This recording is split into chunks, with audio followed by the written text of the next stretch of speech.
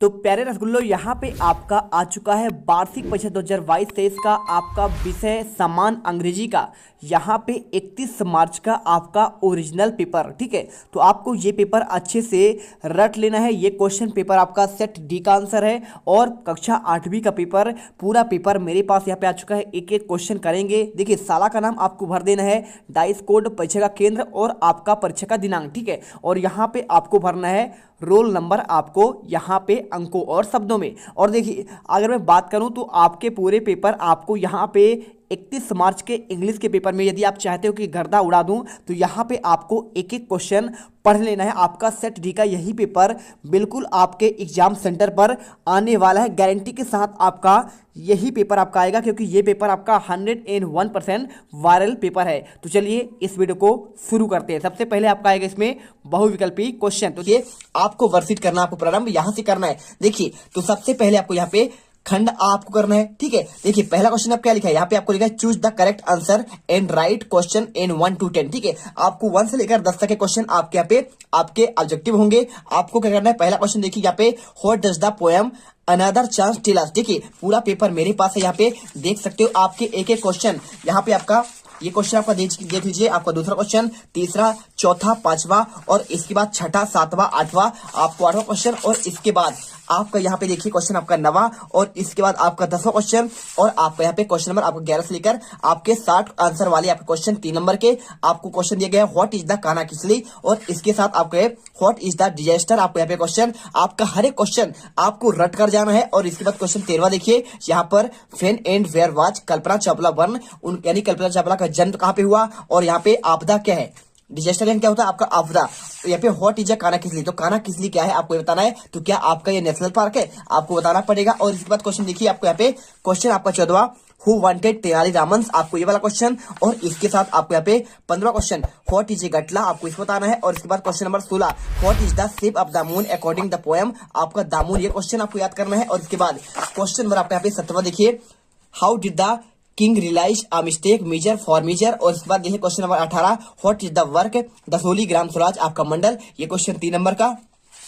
और इसके बाद आपका यहाँ पे क्वेश्चन 19 बार, ठीक है। तो आपको क्वेश्चन हम पूरा दिखा दें, कोई दिक्कत नहीं। पहले देखिए आपको यहाँ पे आंसर, आपके यहाँ पे ऑब्जेक्टिव के आंसर देखिए, पहले का आंसर क्या हुआ, आपको यहाँ पे पहले वाले का आंसर आपको करना पड़ेगा never give up in despair, ठीक है। आपको आंसर ये वाला हो जाएगा। और इसके बाद आपका जो दूसरा क्वेश्चन आएगा उसका आपको आंसर हम आपको बताते हैं। देखिए, क्वेश्चन नंबर दूसरा क्या दिया है आपको, यहाँ पे क्वेश्चन दिया गया है बच्चों आपका यहाँ पे, इसमें देखिए, the nearest railway station airport in कानाकिसली। तो कानाकिसली जब आप जाएंगे तो यहाँ पे सबसे आपका पास का यहाँ पे रेलवे स्टेशन कौन सा होगा, आपको आंसर यहाँ पे आपको करना है, आपको जबलपुर, ठीक है। तो जबलपुर से आप सिंपल तरीके से मंडला जाएंगे, तो कानाकिसली आपको जाने के लिए मंडला जाना पड़ेगा। आपको यहाँ पे पहले आपको जबलपुर में उतरना पड़ेगा, खजुराहो आपका दूर हो जाएगा, भोपाल भी दूर पड़ेगा और यहाँ पे इंदौर भी दूर पड़ेगा। और इसके बाद तीसरे क्वेश्चन, हु वाज राजा वर्मा, तो राजा वर्मा कौन था, तो आप जानते हैं ना, क्या मिनिस्टर था, मंत्री था, नहीं था, क्या वो राजा था, नहीं था। और यहाँ पे क्या कारपेंटर था, क्या वो क्या करता कारपेंटर, वो भी नहीं था, क्या था, वो एक आर्टिस्ट था, ठीक है। आंसर करना है। और इसके बाद चौथा question, right the rhyming words of for tree, तो ट्री का आपको यहाँ पे राइमिंग वर्ड बताना है। तो राइमिंग वर्ड क्या होता है, तो राइमिंग वर्ड आपका होता है सेम मीनिंग, जैसे इधर का उधर है ना, यहाँ का वहां, जैसे का तैसे। हिंदी में आप इंग्लिश में कैसा होता है, जैसे ट्री है ना, तो ट्री का हो जाएगा फ्री, ठीक है, ऐसे करके। तो देखिए, ट्री का आपका यहाँ पे हो जाएगा आपका फ्री हो जाएगा, सिंपल सी बात है। और यहाँ पे कोल्ड का होता तो कोल्ड का आपका यहाँ पे होल्ड हो जाता है, ठीक है। और इसके बाद क्वेश्चन आपका 5वां, write the word for one who teaches, ठीक है। तो मतलब आपको एक वर्ड बताना है जो हमें पढ़ाता है, वन हु टीच, जो हमें पढ़ाता है उसे क्या कहते हैं। तो आपको जानना चाहिए कि भाई साहब, हमें जो हमें पढ़ाता है उसे कहते हैं यहाँ पे टीचर, सिंपल आंसर। और ट्रेवलर कौन होता है, जो ट्रेवल करता है। और डॉक्टर कौन होता है, जो दवाई करता है। और यहाँ पे ज्वेलर क्या होता है, जो सोने के आभूषण बनाते हैं।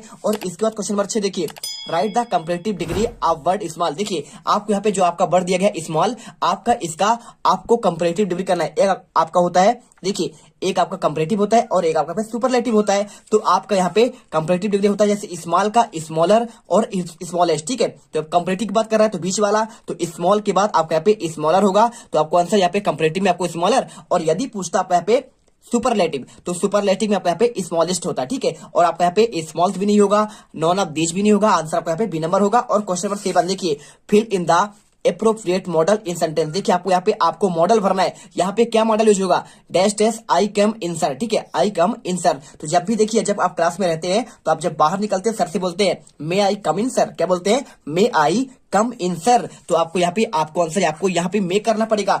आपको कैन का यूज नहीं होगा, ना तो आपका शुड का यूज होगा, ना तो आपका यहाँ पे माइट यूज होगा। अब इसके बाद देखिए क्वेश्चन 8वां, यहाँ पे रीअरेंज द मीनिंगफुल सेंटेंस आपको बनाना है। देखिए कैन इंग्लिश आई स्पीक, देखिए अलग अलग है आपको यहाँ पे कैन इंग्लिश आई स्पीक। तो ऐसे आप मीनिंगफुल सेंटेंस जब बनाएंगे मतलब आपका सार्थक आपका शब्द। तो देखिए पहले आपको यहाँ पे आई करना पड़ेगा। क्या करना पड़ेगा, आई आप पहले लेंगे तो आई, और इसके बाद कैन लेंगे, और इसके बाद आपका यहाँ पे स्पीक इंग्लिश। तो आई कैन स्पीक इंग्लिश आपका यहाँ पे ये वाला सही होगा। इंग्लिश कैन आई स्पीक ये गलत हो जाएगा। और इसके साथ यहाँ पे तीसरा पॉइंट आपको जो लिखा गया है मे स्पीक इंग्लिश, ये भी आपका गलत होगा। और इसके साथ आपका डी नंबर ये भी गलत होगा। तो यदि आप चाहते हैं कि भाई साहब यहाँ पे आपका हम आपके 11 अप्रैल के पेपर में इंग्लिश में पूरे के पूरे नंबर पाए, तो हमारे आपके अपने चैनल यहाँ पे जीत मिडिल क्लास को आपको दिल से सब्सक्राइब करिए और आगे बढ़ जाइए। एकदम यहाँ पे हर एक क्वेश्चन आपको यहाँ पे सेम टू सेम आपको देखने को मिलेंगे आपके पेपर में। क्योंकि यहाँ पे देखो आपको हम यहाँ पे आपके सारे आंसर आपको यहाँ पे आपका देखिए आपको यहाँ पे एक आपका गद्यांश दिया गया है और इसका आंसर करना है। और इसके साथ आप यहाँ पे देखिए आपका एप्लीकेशन जो आपका आने वाला है पेपर में आपको यहाँ पे 3 डेज आपका सिक लीव का, और साथ आपको यहाँ पे एक क्वेश्चन आपको यहाँ पे देखिए ब्रदर को आपके भाई की शादी में आपको दोस्त बुलाने के लिए ये वाला आपका एप्लीकेशन का भी आंसर देंगे। और इसके साथ आपके आने वाले यहाँ पे आप देखिए आपको यहाँ पे कौन कौन सा आपका ऐसे आने वाला है ये भी आपको बताया जाएगा। आपके यहाँ पे पेपर में कौन सा ऐसे आपको तैयार करना है और कौन सा आपको यहाँ पे पैराग्राफ आपको तैयार करके जाना है 5 नंबर क्वेश्चन।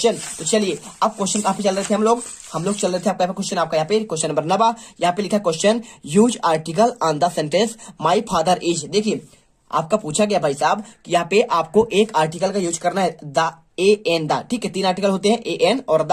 तो देखिए यहाँ पे जब भी आपका यहाँ पे एमएलए जैसे एमपी हो गया एमएलए हो गया तो माई फादर इज, ठीक है। तो आपको यहाँ पे जब भी आपका एब्रीविएशन वाले क्वेश्चन आते हैं आपका यहाँ पे डैश क्या है आपका यहाँ पे डॉट वाले, तो आपको यहाँ पे आंसर आपको एन करना पड़ता है। और यदि कोई आपका यहाँ पे आ जाए कैसा, जैसे आपका द मून जो आपका यहाँ पे संसार में अकेला है, द मून हो गया, द सन हो गया, और द यहाँ पे कोई आपका रिवर हो गया बड़ी गंगा नदी हो गई, और या फिर कोई आपका यहाँ पे आपका पुस्तक द कुरान, ठीक है, जैसे आपका मुस्लिम का कुरान होता है और हिंदू का क्या होता है आपका गीता होता है, ऐसे ही आपका यहाँ पे क्या होता है रामायण होता है। तो इनके साथ जो आपका यूनिक होती है आपका विश्व में सिर्फ एक ही चीज होता है, सूर्य हो गया, चंद्रमा हो गया, पृथ्वी हो गया, और आपका यहाँ पे प्लेनेट ले लो, कोई भी प्लेनेट ले लो, बुध शुक्र पृथ्वी मंगल, आप इन्हें जब लेंगे तो मरकरी, ठीक है, यूरेनस नेपच्यून कुछ भी आप ले लो, ठीक है, तो जुपिटर आपको यहाँ पे उसके सामने आपको दा का यूज करना होता है। और इसके बाद क्वेश्चन नंबर 10 देखिए क्या लिखा है आपका 10वां, तो यूज आर्टिकल इज सेंटेंस आपको यहाँ पे लिखा गया honesty dash dash the best policy, ठीक है। तो देखिए ऑनेस्टी इज आप बताना है क्या एन लगेगा या फिर ए लगेगा या फिर आपका द लगेगा। तो सिंपल सा है, जब भी आप क्या बात करें ईमानदारी की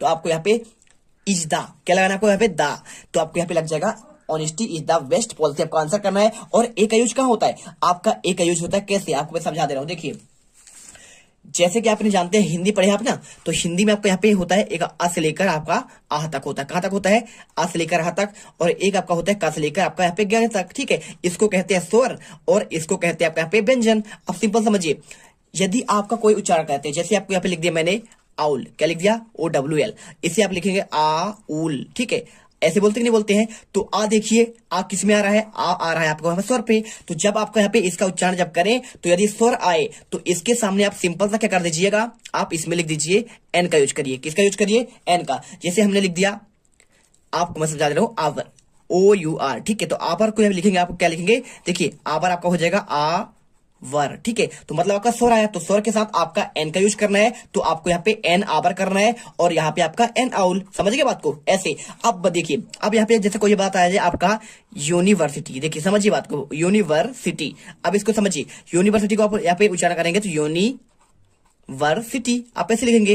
अब यहाँ पे देखिए आपको जो पहला वर्ड है आपका यहाँ पे व्यंजन है कि नहीं है, या यज्ञ क्या होता है आपका यहाँ पे, या यज्ञ आपका यहाँ पे व्यंजन होता है। तो व्यंजन के साथ आपका सामने हमेशा आपका ए का यूज होता है। तो ए का यूज कब होगा, जब आपका यहाँ पे का से लेकर आपका ज्ञ तक आएगा तो वहां पे आपका ए का यूज करेंगे। और इसके बाद यदि आपका यहाँ पे उच्चारण आपका आ जाए आ से लेकर आह तक का, तो सिंपल सा दोस्तों आपको यहाँ पे आंसर एन का यूज करना है। तो आपको समझ में आ चुका होगा कैसे करना है। और दा का यूज मैंने बता दिया है कि कोई आपका यहाँ पे बड़ी नदी हो या फिर आपका कोई बड़ा आपका यहाँ पे प्लेनेट हो या फिर कोई आपका यहाँ पे क्या है, कोई भी आपका यूनिक चीज हो, उसके सामने आपके यहाँ पे द का यूज होता है। और इसके बाद क्वेश्चन आता है आपका 11वां। देखिए आपको मैंने यहाँ पे इन क्वेश्चन का आंसर प्रॉपर आपको बता दिया है, ठीक है, दिखा दिया मैंने क्वेश्चन कौन कौन से क्वेश्चन आते हैं और इनके आंसर आपको मैं देखिए आपको अगले पार्ट पर पूरा आंसर आपको 11 से लेकर पहले आपको यहाँ पे शॉर्ट आंसर बताऊंगा, आपके सेकंड पार्ट में आपको मैं 60 आंसर आपको बताऊंगा 11 से लेकर 20 तक, और आपको इसके बाद आपका तीसरा पार्ट दूंगा। आप कहां से आपको दूंगा मैं यहाँ से आपको 21 से लेकर 24 तक के आंसर आपको तीसरे पार्ट में। तो जो भी छात्र यहाँ पर पहली बार आए हो